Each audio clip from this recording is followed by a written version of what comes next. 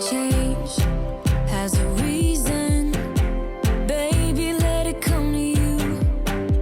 Every soul, every season lives outside of status quo. So, ladies, what do you do when he leaves you? He's done packed the car. I mean, put everything that he owns in the car. And he's just, I'm out the door. I'm gone. What do you do? So, Rob. Yes? Why did the man leave? Well, that's actually a really good question. It could be any number of things, right? It could be that he decided to run off with another woman. It could be running away from something at home. He could be running towards something that he thinks that he wants. He could be running away from himself, to tell you the truth. Okay, so, hold up. I need you to break that down to me. Okay. Why would he be one running from himself? Go ahead and answer the question that way.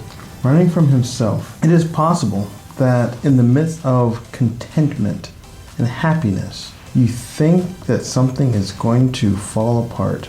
And so before you allow yourself to get hurt, you leave. But then you're not giving the person a chance. You're not giving her a chance. Come on. I'm not saying it has to make sense. And that probably does not happen with an established relationship. Okay. But if it's like at the beginning of the relationship and things are finally getting really good, he might have been in a relationship before that was really good, and then for some unknown reason, things fell apart. And this might have happened a couple of times, and so he's living with that trauma of things falling apart. And so before he lets that happen again, he gets involved with you hoping that things will be great, but when things start to get great, he gets scared. That's a possibility. Okay, but so he should have checked himself before. Yeah, he should have. Getting into a relationship.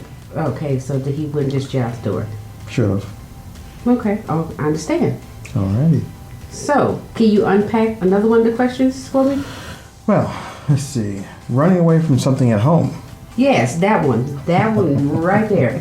Why would you be running away from something at home? I don't, okay. Well, yeah, please explain, because I know. There will be some disagreement on this. There typically is between genders. Uh-oh. Here we But go. if he was finding her to be somewhat contentious, argumentative, disrespectful, he may have felt like he was belittled, demeaned, even emasculated in his own home. And in those cases, he might seek to find peace outside the home. You know, I sometimes talk about the Delilah distraction. Mm-hmm. And all that really means is if the man is fighting wars at home, he's fighting wars in the world. He comes home, he's fighting more battles at home. He needs to find some place where he's not fighting a battle. And sometimes that could be on the golf course. Sometimes that could be in the gym. It could be at work. But many times it's in the arms of another woman who, at the beginning of a new relationship, she's not battling him. And so it's a very comforting place,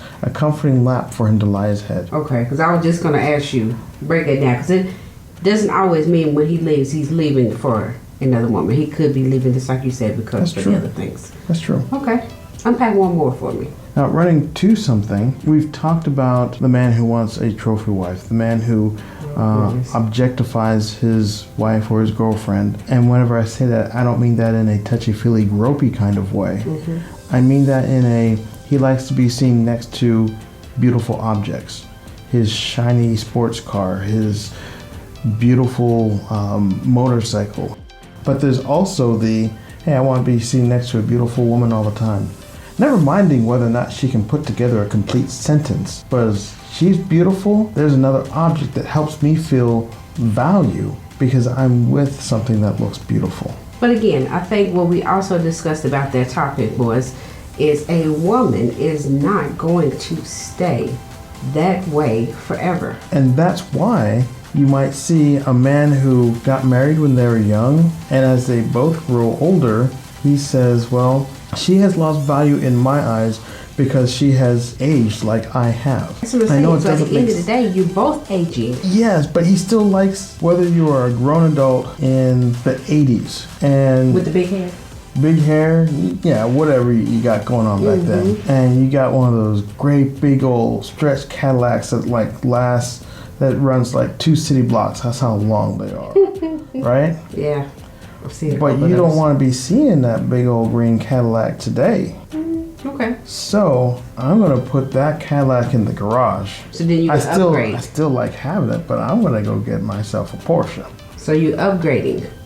Something smaller, more nimble, something that But at the end of the day, when that Porsche when that Porsche gets old, you know what? I'm gonna go buy myself a Lotus. Okay. And for some men, I'm not saying men in general, but for some men, going to the next shiny new thing is a way to maintain this feeling of having value. Really? Wow. Yeah. Now, mind you, this is a man who does not value the inner beauty of a woman, who does not value her character, her heart, and her soul. And there are good guys out there who do. So maybe that's one of the things that weighs into what you should do when he leaves. Okay. If he's leaving to get something shiny and new, that could be part of your answer. So also the part about he left because the wife was contentious and all that stuff. So now what happens if he has left a relationship, but you still love him and you want to try to make the relationship work? So for a woman, there's a few things that we definitely need to do. Is we need to, one, check ourselves. We need to check ourselves and see what exactly was our part of the reason why he left. Make sense? That would be a very mature thing to do. Okay. And that's something that, regardless of gender, people have a hard time doing. Whenever you're left, it's very easy. It's a knee-jerk reaction to think, oh, it was all them. They couldn't get their act right into this marriage. They couldn't bring their act right into this relationship, and they left. That's not on me. They were the one that was wrong. But when you have the ability to be insightful and introspective and ask myself, what was my role in this? Yes. Like I said, then, I mean, if you are trying to get back together, you need to, one, if you're going to work on the relationship, you both need to work on the relationship. Again, you both need to figure out what your part was and the reason why he left. Yeah, and I guess that would roll into number 2 as well, right? Checking your heart. Yeah. Because in marriage ministry, we encourage people, if you want to fix your marriage, you draw a circle around yourself and you stay within the lines. Oh, yeah. You cannot fix your spouse. Nope. But you can always take a look at yourself, your role. What did I do? And what can I do to be a better spouse? What can I do to diffuse situations? And I know I can't control their reactions, but I do know that I can control my actions. Okay. So he's left home with his heart. Answer that question. Well, if he has gone and left for that something shiny and new, or even if maybe she's not shiny, maybe she's not new, but she is another woman. Okay. And he has given his heart to her, at least for a moment. It's very difficult for an established relationship to compete with a new relationship, because a new relationship is truly chemically like a drug in the brain. You have a chemical reaction that goes on anytime you're in that new relation and you get that text message. You just get this rush of feel good. Whenever you're with someone new and you kiss, you get this rush of feel good. It's exciting. It's something that is very difficult for an established relationship to match. Yeah, but doesn't it wear off after a while? That's what I'm saying. Okay. When you're in that established relationship, I get a text from you in the middle of the day, my heart doesn't flutter and say, oh my goodness, she texted me. But I'm really pleased to get your text. Now here's the thing. You don't want to allow yourself to start down the road of what could be a new relationship. Because whenever those triggers fire, it can start you down a path that is very detrimental to your marriage. Okay. Whenever I receive your text messages, I think at a deeper level. It's not this high level, ooh, she texted me. It's, I wonder what we'll be doing together this weekend. Maybe I can make some plans that will surprise her and bring some excitement, some adventure into our Saturday. Those are the types of things. It's a deeper level of love than the infatuation of a, puppy love kind of thing. But that puppy love, that infatuation is very addictive. Oh, yeah. And so he could have left under the influence of a new relationship, thinking that he is totally, outrageously, madly in love with this other woman. But it's really just infatuation. Yeah. Because then he gets there and it's just like, he's like, what did I do? Relationship is horrible. And for a while, that infatuation overshadows the deep love that you have. In fact, it overshadows it so much that he may not even consider what he has with you to be love, because the infatuation seems more enticing. Wow. So if he is in that state, it's going to be very difficult. Think about threatening to take away a drug addict's drugs. Ooh.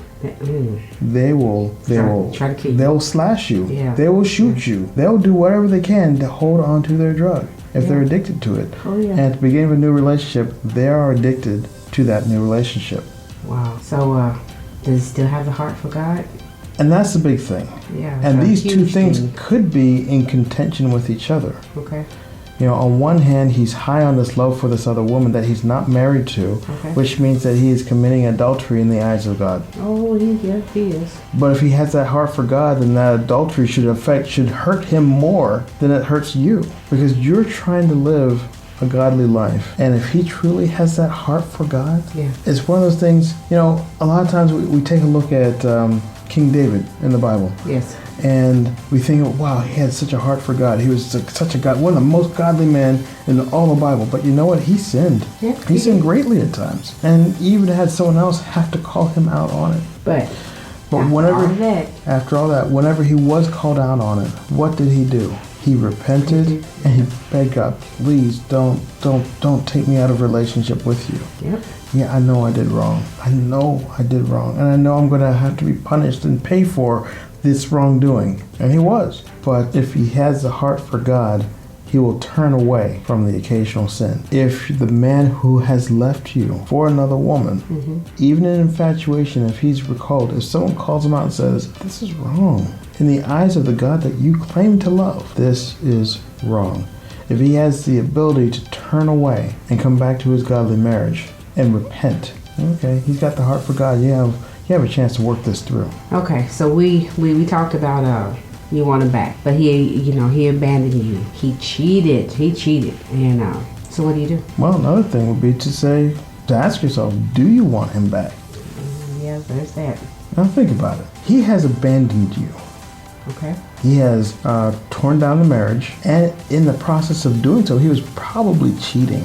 Okay. So right there are two situations where God would recognize a divorce should you decide to move forward with it.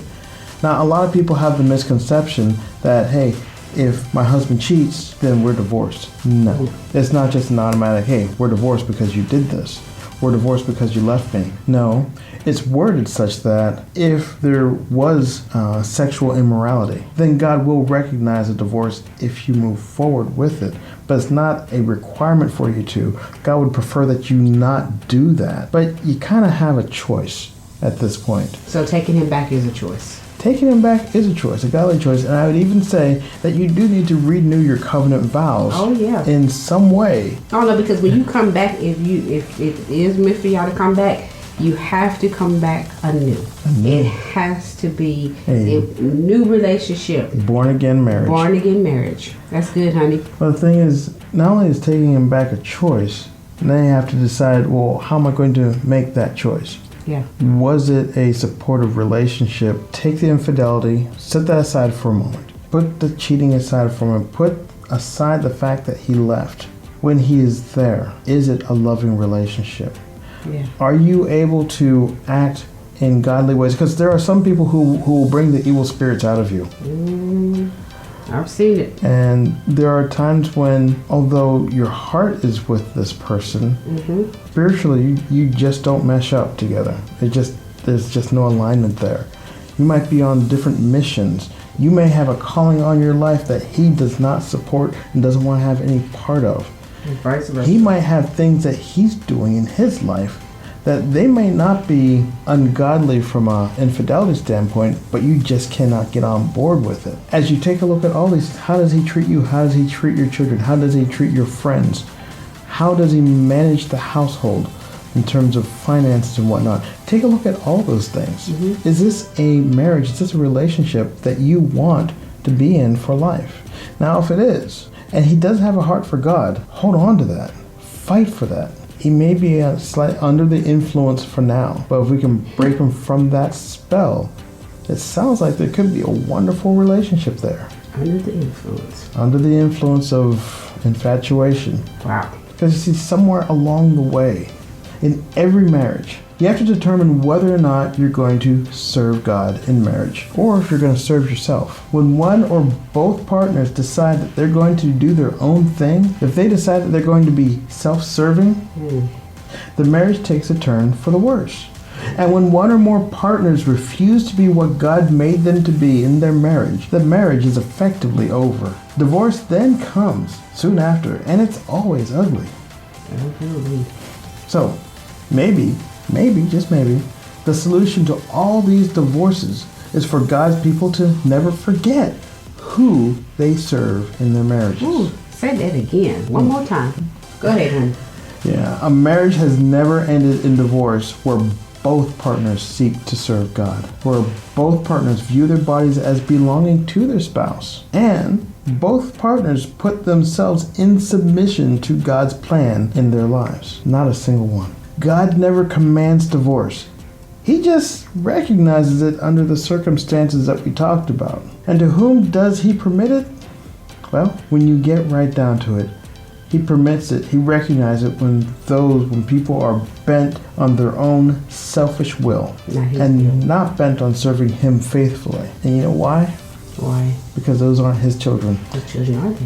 His children, a child of God. Jesus says it best, my people know my voice. Yeah. If you've chosen not to follow his voice, if you've chosen not to be part of the flock, then you're really not his. And so he'll let you go until you decide, yeah, I want to be part of this flock again. But you gotta follow his word. And if you do, your marriage is gonna work out. If you both do. You gotta put him first. Gotta put him first.